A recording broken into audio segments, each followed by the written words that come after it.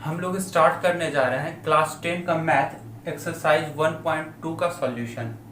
पहला क्वेश्चन है express each number as a product of its prime factor. यहाँ पर जो भी नंबर दिया गया है इसको इसके प्राइम फैक्टर के प्रोडक्ट के फॉर्म में लिखना है। तो पहला क्वेश्चन है हमारा 140, इसको हमको लिखना है इसके प्राइम फैक्टर के प्रोडक्ट के फॉर्म में। तो इसके लिए पहले हमको इसका प्राइम फैक्टर निकालना होगा। तो सबसे छोटा प्राइम नंबर जो इसको डिवाइड कर सकता है वो हो जाएगा 2, और 2 से ये डिवाइड होगा 70 टाइम्स में। फर्दर 70 हो जाएगा 2, 35 हो जाएगा 5 इंटू 7। ठीक है, तो हमारा 140 हो जाएगा 2 का square into 5 into 7। Next question है 156, इसको भी सबसे छोटा प्राइम नंबर जो डिवाइड कर सकता है वो हो जाएगा 2, और 2 से डिवाइड हो जाएगा ये 78 टाइम्स में। फर्दर ये 2 से हो जाएगा 39, और ये 3 से होगा 13 टाइम्स में। तो हमारा 156 का प्राइम नंबर हुआ, और प्राइम फैक्टर का प्रोडक्ट के फॉर्म में लिखेंगे तो ये हो जाएगा 2 का स्क्वायर इंटू 3 इंटू 13। हमारा नेक्स्ट क्वेश्चन है क्वेश्चन नंबर 3,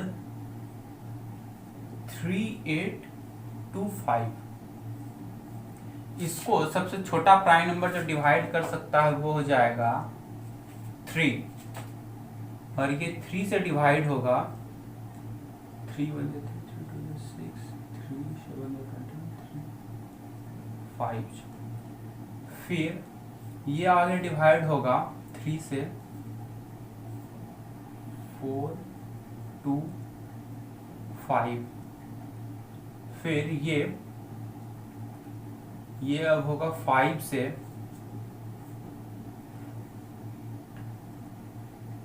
फिर ये हो जाएगा 5 से 17 टाइम्स में।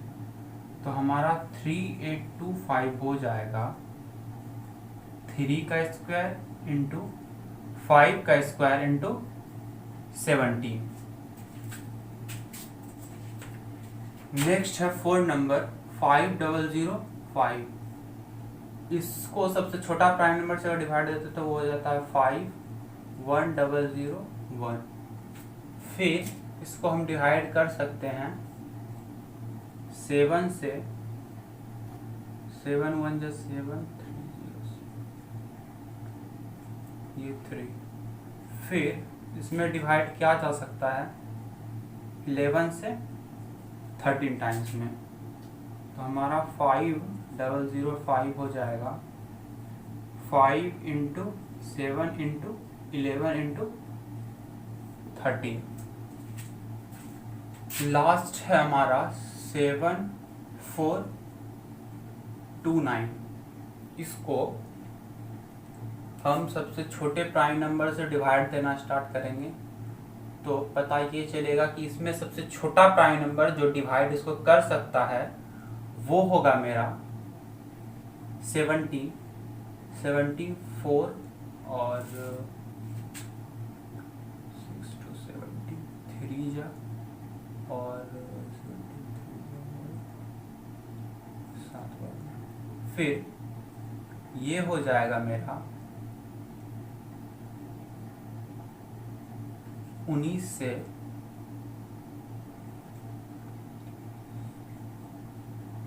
अब हमारा जो भी 3 नंबर आया ये तीनों प्राइम नंबर है। फिर इसको कोई भी और प्राइम नंबर डिवाइड नहीं कर सकता, मतलब इसको और छोटे फॉर्म में नहीं लिखा जा सकता है। तो हमारा हो जाएगा 7429 is equal to 17 into 19 into 23।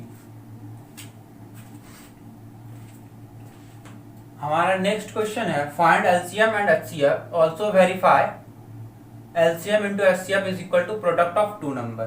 हमारा पहला क्वेश्चन दिया हुआ 26 एंड 91। हमको 26 और 91 का एलसीएम एचसीएफ दोनों निकालना है, साथ में ये भी वेरीफाई करना है कि LCM into HCF is equal to product of 2 number होता है। तो इसका एलसीएम और एचसीएफ निकालने के लिए पहले हमको इसका प्राइम फैक्टर लिखना होगा, तो ये हो जाएगा 2 इंटू 13 और ये 7 इंटू 13। यहाँ से 13 कॉमन है, हमारा HCF हो जाएगा 13 और LCM हो जाएगा 13 इंटू 2 इंटू 7, 26 इंटू 7, 218। ठीक है, अब हमारा LCM HCF दोनों निकल गया, ये हुआ मेरा HCF और ये LCM। हमको ये वेरीफाई करना है कि LCM into HCF is equal to product of two number होता है। ठीक है, तो पहले हम LCM इंटू HCF निकालते हैं। LCM into HCF is equal to 182 into 30, ये हमारा हो जाएगा 6 6 2 3। ठीक है, अब हमको निकालना है प्रोडक्ट ऑफ टू नंबर।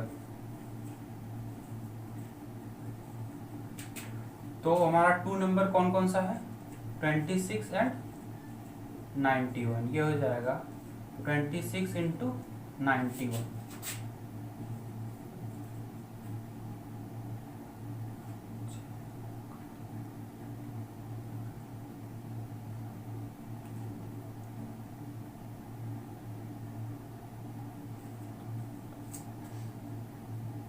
ये आ गया 2366। ठीक है, तो यहां से हमको पता चल रहा है कि ये नंबर और ये नंबर दोनों बराबर है। ठीक है, तो हम ये लिख सकते हैं LCM into HCF is equal to product of two number. ठीक है, नेक्स्ट है 510 एंड 92। तो पहले इसका प्राइम फैक्टर अगर निकाल लें 510 2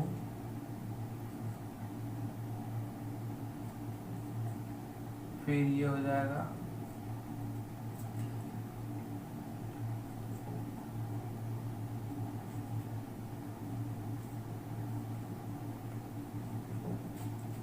तो हमारा 510 हो गया 2 इंटू 3 इंटू 5 इंटू 17 और हमारा 92 हो जाएगा 2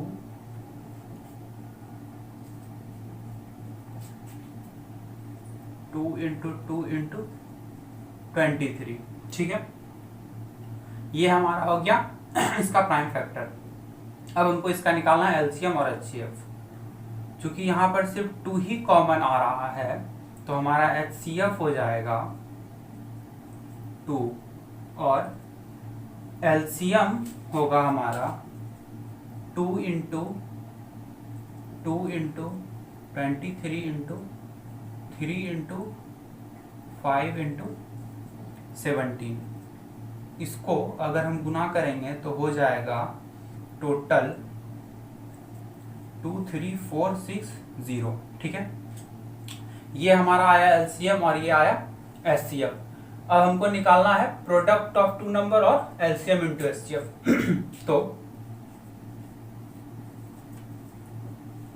प्रोडक्ट ऑफ 510 एंड 92 ये होगा जब मल्टीप्लाई करोगे तो 510 इंटू 92 ये आएगा हमारा 46920। ठीक है, और LCM इंटू HCF ये हो जाएगा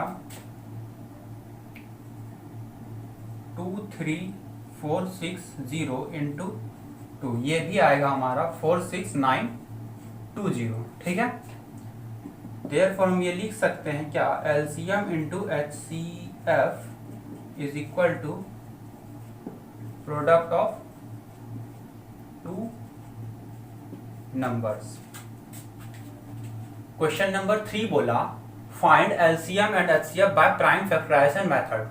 यहाँ पर 3 क्वेश्चन दिया हुआ है, तीनों का एलसीएम और एचसीएफ निकालना है प्राइम फैक्टराइजेशन मेथड से।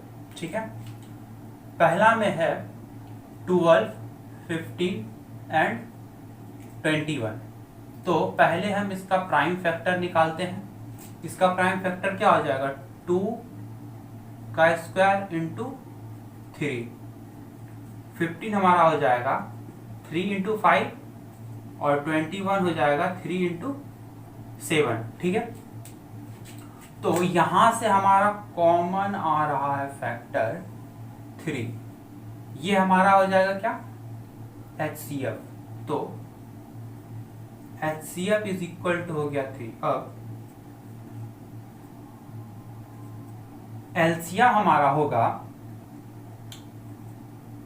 2 का square into 3 into 5 into 7, 60 into 7, 420। तो हमारा फाइनली एलसीएम हो गया 420 और एचसीएफ 3। इसी तरह नेक्स्ट तो क्वेश्चन का निकल जाएगा। नेक्स्ट क्वेश्चन है क्वेश्चन नंबर 4। यहाँ पर गिवन है एचसीएफ ऑफ 306 एंड 657, ये दिया हुआ 9, हमको निकालना है एलसीएम। तो हमको पता है LCM into HCF is equal to होता है प्रोडक्ट ऑफ 2 नंबर।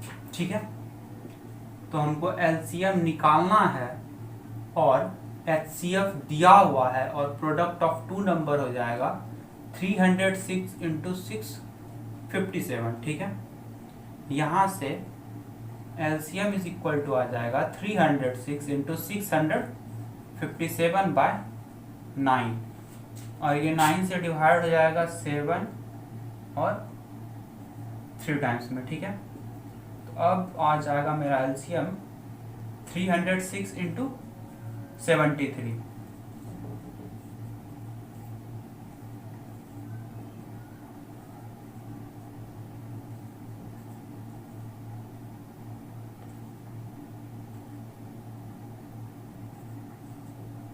ठीक है, तो हमारा एलसीएम आ गया 22338।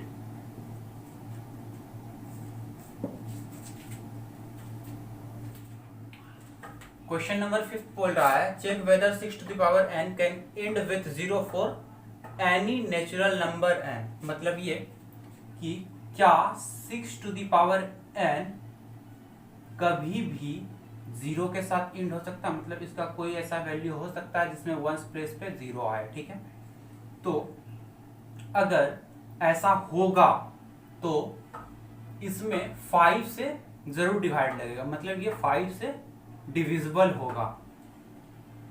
If 6 to the power n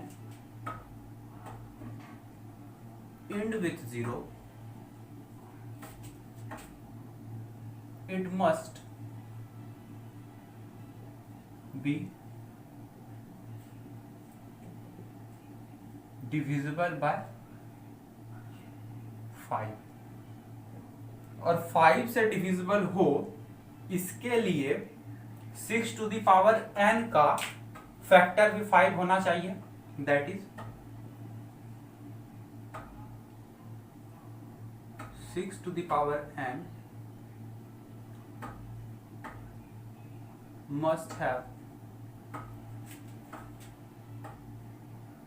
5 as factor।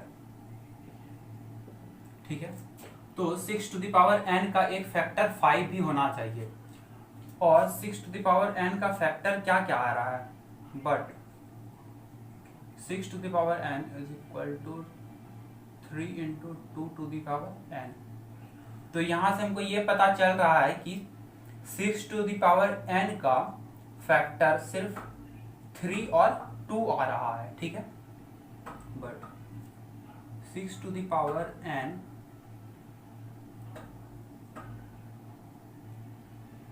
has only 2 and 3 as its factor, जो कि इसका सिर्फ 2 और 3 ही फैक्टर आ रहा है, और हम ये पहले बोल चुके हैं कि अगर ये 0 आएगा तो ये 5 से डिविजिबल होगा, और 5 से डिविजिबल होने के लिए एटलीस्ट एक फैक्टर उसका 5 भी होना चाहिए था, मतलब कि एक 5 भी उसका फैक्टर आना चाहिए था जो उसको डिवाइड कर सकता, जो कि 0 आता तो चूंकि हमारा फैक्टर सिर्फ 2 और 3 ही आया है, तो हम ये बोल सकते हैं कि 6 टू द पावर n का कोई भी वैल्यू ऐसा नहीं हो सकता, मतलब n के किसी भी वैल्यू के लिए 6 टू द पावर n 0 से एंड नहीं हो सकता है। सो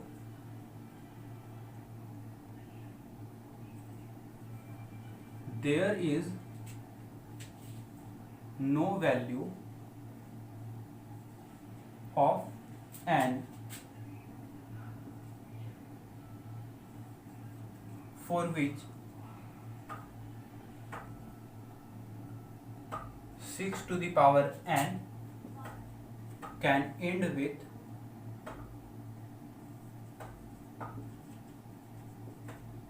0।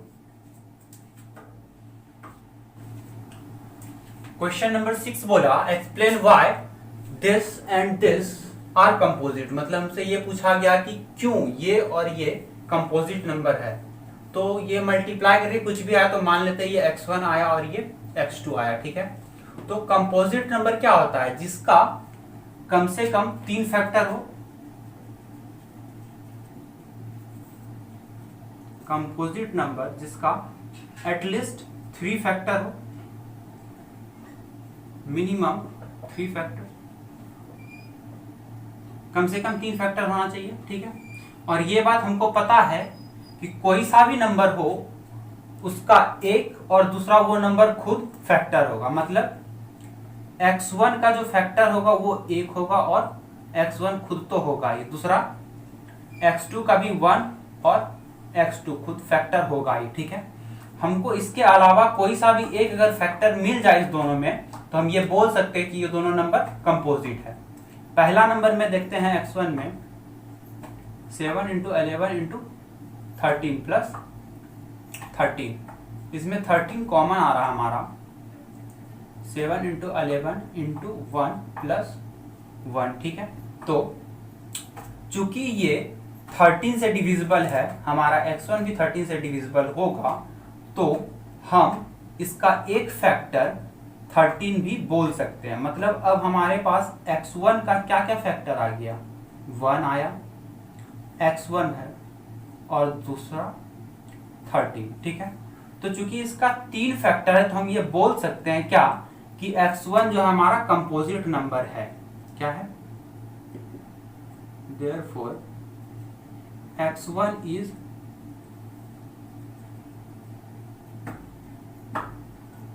composite number as its factors are 1, x1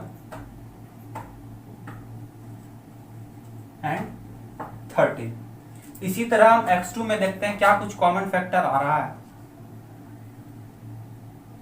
sorry x2 का कोई फैक्टर आ रहा है 1 और x2 के अलावा, x2 7 6 5 4 3 2 1 प्लस 5, इसमें हमारा 5 कॉमन आ रहा है, 7 6 1 4 3 2 1 प्लस 1, ठीक है।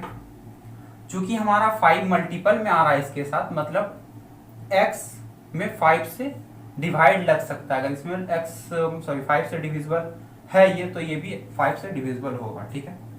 तो अब हमारे पास x2 का क्या क्या फैक्टर हो गया, पहले से 1 था, x2 था, और अब मेरे पास आ गया इसका एक और फैक्टर 5, ठीक है। और कुछ भी हो सकता है, ठीक है, लेकिन 5 तो कम से कम हो ही सकता है, ठीक, और कुछ हो या ना हो। और कंपोजिट नंबर होने के लिए एटलीस्ट 3 होना जरूरी है, ठीक है। तो हम ये बोल सकते हैं since 1 x2 and 5 are factors of x2, therefore x2 is a composite number। Question number 7 बोल रहा है there is a circular path around a sports field, Sonia take 18 minute to drive 1 round of the field while Ravi takes 12 minute for the same. ठीक है, एक circular path है sport field के around, ठीक, और इस पाथ पर सोनिया और रवि चक्कर लगाता है, ठीक, लेकिन सोनिया को लगता है 18 मिनट पूरा कंप्लीट चक्कर लगाने में और रवि को लगता है 12 मिनट। ठीक है, तो पूछा क्वेश्चन ये कि अगर दोनों एक पॉइंट से एक ही टाइम में स्टार्ट करे दौड़ना एक ही डायरेक्शन में, मतलब मान लेते हैं ये पॉइंट ए, अगर दोनों रवि और सोनिया दोनों एक ही पॉइंट से यहीं से ए से ही अगर इस डायरेक्शन में स्टार्ट करता है पाथ का चक्कर लगाना, तो after how many times will they meet again at the starting point, तो कम से कम कितने टाइम के बाद वो स्टार्टिंग पॉइंट पर फिर से मिलेगा एक दूसरे से। ठीक है, तो स्टार्टिंग पॉइंट पर दोनों को फिर से एक बार मिलने के लिए यह जरूरी है कि दोनों का चक्कर जो है वहीं पर खत्म हो, मतलब ऐसा टाइम हमको खोजना होगा कि जिस टाइम में सोनिया भी एक कंप्लीट चक्कर लगा के यहां पर आ जाए और रवि भी कंप्लीट चक्कर लगा के यहां पे आ जाए। ठीक, नंबर ऑफ चक्कर ज्यादा या कम हो सकता है। ठीक है, तो हमको टाइम खोजना होगा एक ऐसा टाइम जो दोनों के लिए कॉमन हो। ठीक है, तो देखते हैं इसको, अगर सोनिया को 18 मिनट लगता है एक चक्कर लगाने में, एक चक्कर लगाने में सोनिया को लगता है 18 मिनट और रवि को लगता है 12 मिनट। ठीक है, तो दो चक्कर लगाने में इसको लगेगा कितना 36 मिनट, दो चक्कर इसको लगाने में लगेगा 24 मिनट, इसको 3 चक्कर लगाने में लगेगा 54 मिनट, इसको 3 चक्कर लगाने में लगेगा 36 मिनट। ठीक है, तो यहां तक करने के बाद हमको ये पता चल रहा है कि ये स्टार्टिंग पॉइंट पर पहले 18 मिनट में आ रही है, ठीक, एक बार, फिर एक बार 36 मिनट में आ रही है, फिर 54 मिनट पर वो स्टार्टिंग पॉइंट पर पहुंच रही है। ठीक, मतलब अगर रवि भी या तो 18 मिनट पे या 36 मिनट पे या फिर 54th मिनट पर स्टार्टिंग पॉइंट पर प्रेजेंट होगा, तब ये दोनों फिर से एक बार मिल सकता है। ठीक है, तो रवि एक चक्कर लगाने में उसको लगता है 12 मिनट, दूसरा चक्कर कंप्लीट करने में उसको 24 मिनट और तीसरा चक्कर में 36 मिनट। ठीक है, तो मतलब ये हमको पता चल रहा है कि 36 मिनट जो है ये दोनों के लिए कॉमन है जब वो दोनों स्टार्टिंग पॉइंट पर होगा। ठीक है, और ये हमारा क्या आ रहा है, सबसे छोटा कॉमन मल्टीपल, मतलब लीस्ट कॉमन मल्टीपल, जो हम निकाल सकते हैं किससे, एलसीएम से, यही होता है हमारा लीस्ट कॉमन मल्टीपल। ठीक है, तो हमको ये पता करने के लिए कि सोनिया और रवि फिर से कब मिलेगा स्टार्टिंग पॉइंट पर, हम निकालेंगे एलसीएम ऑफ 18 एंड 12। ठीक है, 18 का प्राइम फैक्टर हो जाएगा 2 इंटू 3 का स्क्वायर, 12 का हो जाएगा 2 स्क्वायर इंटू 3। ठीक है, तो इसका एलसीएम हो जाएगा, एलसीएम हो जाएगा 2 का स्क्वायर इंटू 3 का स्क्वायर, जो हमारा आएगा 36। ठीक है, ये 36 क्या है, मिनट, तो मतलब 36 मिनट स्टार्ट करने के बाद देयरफॉर